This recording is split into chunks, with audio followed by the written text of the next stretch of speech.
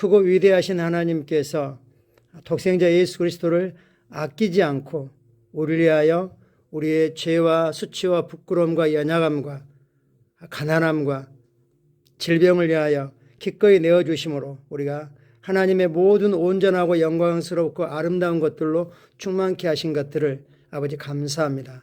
이제 우리는 그리스도 안에서 하나님의 모든 충만으로 충만한 곳에서 그 시온의 영원한 왕국에서 하나님의 아들들로 하나님의 가족으로 이 땅에서 하나님의 선하심을 나타내며 살게 하신 것을 감사드립니다. 성령님 환영합니다. 성령님 사랑합니다. 말씀이 우리 안에서 능력으로 역사하고 실제가 되게 하셔서 감사합니다. 예수님 이름으로 기도합니다. 아멘. 10월 26일 수요일 말씀을 실제 같이 확인하겠습니다. 제목 읽겠습니다. 효율적으로 영혼을 구원하십시오. 다른 말로는 영혼 구원에 늘 깨어있고 영혼 구원을 효과적으로 그리고 효율적으로 하라고 도전하고 계십니다. 성경 말씀 읽겠습니다. 모든 것이 하나님께로부터 났으며 그가 그리스도로 말미암아 우리를 자기와 화목하게 하시고 또 우리에게 화목하게 하는 직분을 주렸으니, 이 바로 앞구절은 우리에게 익숙한 구절이죠. 그런즉 누구든지 그리스도 안에 있으면 새로운 피조물이라.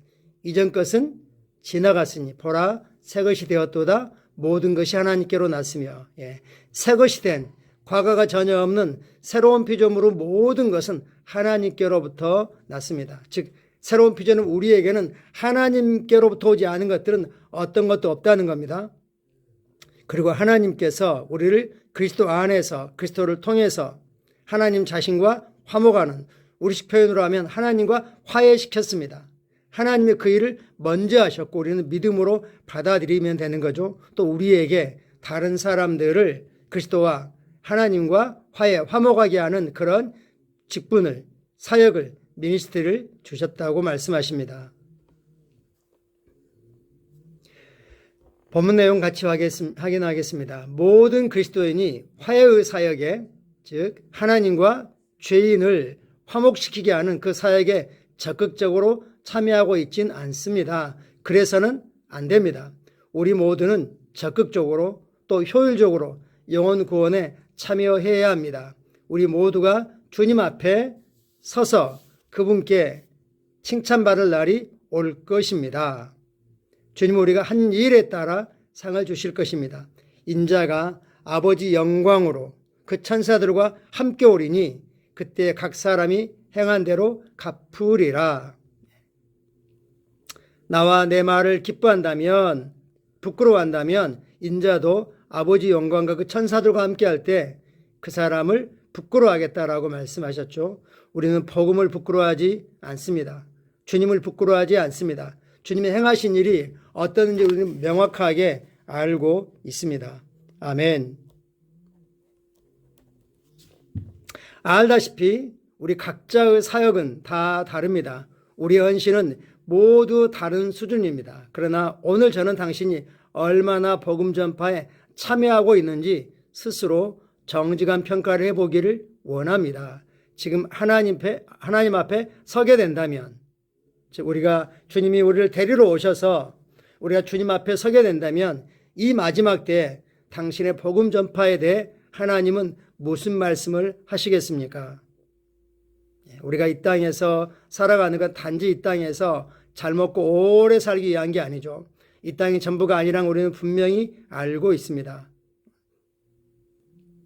하나님의 왕국, 영적인 왕국이 진짜 왕국이고 우리는 이 땅에 살고 있지만 이 땅에 속하지 않습니다. 하늘나라로부터 파송된 하나님의 왕국을, 하나님의 선하심을 맛보게 하는 그리스도의 대사들인 거죠. 그리고 하나님은 세상의 죄를 그들에게 책임을 묻지 않는다고 말씀하셨습니다. 그 모든 죄를 그리스도가 다 담당하시고 그리스도가 죄가 되셨기 때문에 이제 죄의 문제는 해결되었습니다. 죄인과 하나님과 화해시키는 그 일만 남아 있습니다. 그 일을 위해서 하나님 우리를 이 땅에 보내셨고 필요한 건강, 필요한 자원, 필요한 권세, 이 모든 것들을 아낌없이 다 주셨음을 우리는 알고 있습니다. 하나님의 최고 열정은 영혼 구원에 있습니다. 한번 같이 읽죠. 하나님의 최고 열정은 영혼 구원에 있습니다. 그 증거가 뭐죠? 바로 독생자를, 아끼지 않고 주신 것이죠. 따라서 영혼 구원을 위해 모든 것을 쏟아 부으십시오. 화해의 사역에 아주 적극적으로 임하십시오. 베드로 3장 9절은 말씀하십니다.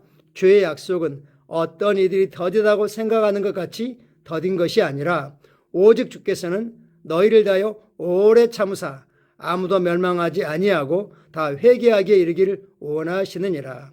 하나님은 기회를 계속해서 주고 계시죠. 여러 하나님의 사람들을 사용하셔서 우리 주변에 있는 아직 예수를 받아들이지 않는 그들에게 구원이 주어졌다고, 하나님이 너를 새롭게 구원할 필요가 없다고, 구원을 받아들이라는 그 싶은 소식을 전하라고 우리를 이 땅에 보내셨습니다. 하나님의 갈망은 어느 누구도 자신의 죄 때문에 멸망당하는 걸 원하지 않으십니다. 죄인이 회개하고 즉 하나님께로 돌아오기를 원하셔서 우리를 이 땅에 화해의 사역자로, 화목의 사역자로 보내셨습니다. 사람들을 자신과 화해시키려는 주님의 넘치는 열정은 하나님께서 예수님에게 주신 임무에서 강조되며 예수님이 직접 하신 말씀으로 더욱 뒷받침됩니다. 내가 온 것은 양으로 생명을 얻게 하고 더 풍성히 얻게 하려는 것이라. 분명한 자신이 왜 오셨는지 예수님은 분명하게 말씀하십니다. 내가 온 것은 양으로 나를 따르는 자들로 생명을 얻게 하고, 하나님의 생명, 그것을 풍성하게 최대치로 늘 넘쳐 흐르도록 하나님의 최고 최선 풍성함을, 그 영광을 마음껏 누리는 것이 하나님의 갈망입니다. 그러라고 우리를 이 땅에 보내셨습니다. 이 말씀을 진지하게 받아들이십시오. 매일 다른 사람들에게 예수님에 대해 이야기하십시오. 삶에 일어난 크고 작은 그런 간증들을 이야기하십시오. 그러면 마치 가랑비에 옷이 젖듯이 그들은 서서히, 그리고 성령이 말씀하실 때 결정적인 때에 복음을 명확하게 일깨워 줄 수 있습니다. 먼저는 당신의 이웃과 당신의 지역에서, 그리고 그 너머에서 복음을 전파하십시오. 그러려면 우리가 뭐 해야 됩니까? 사람들과 자꾸 접촉을 해야 됩니다.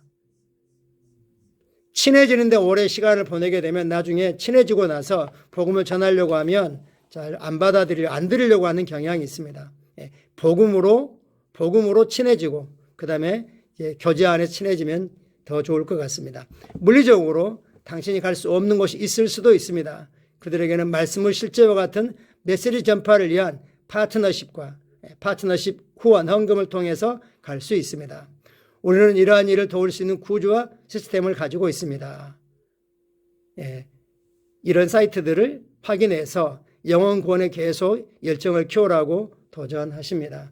우리 성도들도 늘 영혼 구원에 깨어 있습니다. 기도하고 주신 감동을 따라 우리가 복음 전하기를 주저했더니 어떤 사람들은 사고로 또는 질병으로 더 이상 이 땅에 이상 사람이 아닐 수도 있는 거죠. 복음을 듣지 못한 채로, 물론 우리 아니고 누군가를 통해서 하나님이 복음을 듣게 하셨고 구원하셨을 수 있지만 또 그러지 않을 수도 있는 거거든요. 특별히 우리의 사랑하는 가족들, 사도행전 16장이 말씀하신 것처럼 주 예수를 믿으라, 그리하면 너와 내 집이 구원을 받으리라. 가까운 가족으로부터, 친족으로부터, 우리가 늘 이미 맺어진 관계 속에 있는 사람들, 날마다 만나는 직장 동료들, 이런 사람들을 품고, 그리고 성령의 전략을 가지고 성령의 지혜와 능력으로 힘있게 능력 있게 복음을 전파하기를 축복합니다. 참고 성경 구절입니다. 로마서 1장 16절. 바울 자신의 간증이죠. 내가 복음을 부끄러워하지 아니하노니 이 복음은 모든 믿는 자에게 구원을 주시는 하나님의 능력이 됨이라. 먼저는 유대인에게요, 그리고 헬라인에게로다. 바울은 자신이 유대인이었기 때문에 이방인 사도로 부르심을 받았지만 어디를 가든지 유대인들이 있는 곳, 회당을 찾아갔고 그들에게 먼저 복음을 전파했던 거 우리는 알 수 있습니다. 고린도서 5장 18, 19절, 그 다음 구절까지죠. 모든 것이 하나님께로 났으며 그가 그리스도로 말미암아 우리를 자기와 화목하게 하시고 또 우리에게 화목하게 하는 직분을 주렸으니 곧 하나님께서 그리스도 안에 계시사 세상을 자기와 화목하게 하시며 그들의 죄를 그들에게 돌리지 아니하시고 화목하게 하는 말씀을 우리에게 부탁하셨느니라. 하나님께서 그리스도 안에서 당신을 찾고 계십니다. 기다리고 계십니다. 당신의 죄를 책임 묻지 않고 예수님께 그 죄를 다 책임 묻게 하셨습니다. 이제 예수를 주님으로 고백하고 받아들이기만 하면 됩니다라는 우리는 아주 단순하지만 능력 있는 복음을 메시지를 가지고 있습니다. 마가복음 16장 15, 16절입니다. 또 너희는 온 천하에 다니며 만민에게 복음을 전파하라. 믿고 침례를 받은 사람은 구원을 얻을 것이요 믿지 않는 사람은 정죄를 받으리라. 오늘 내가 만나는 사람 중에 지나가는 사람이든 늘 만나는 사람이든 기도하고 성령님의 감동과 인도를 따라, 성령의 감동과 인도는 그거죠. 때를 얻든지 못 얻든지 복음을 전파하라는 거죠. 복음으로 충만해지는 시간이 됐으면 좋겠어요. 같이 기도하죠. 사랑하는 아버지, 오늘 적극적으로 영혼을 구원할 기회를 주셔서 감사합니다. 오늘 우리가 온 세상에 아버지의 진리를 선포할 때 영광스러운 복음이 열방에서 밝게 빛납니다. 모든 반대는 무너지고 사람들의 심령은 활짝 열려 그들의 구원을 위한 이 복음을 받아들입니다. 사단의 속박과 속임수는 파괴됩니다. 예수 이름으로 기도합니다. 아멘. 아멘. 감사합니다. 이제 수능이 얼마 남지 않았는데요. 우리 수능 보는 자녀들 위해서 또 사랑하는 부모님들의 평안을 위해서 같이 축복하고 또 기도해 주십시오. 감사합니다.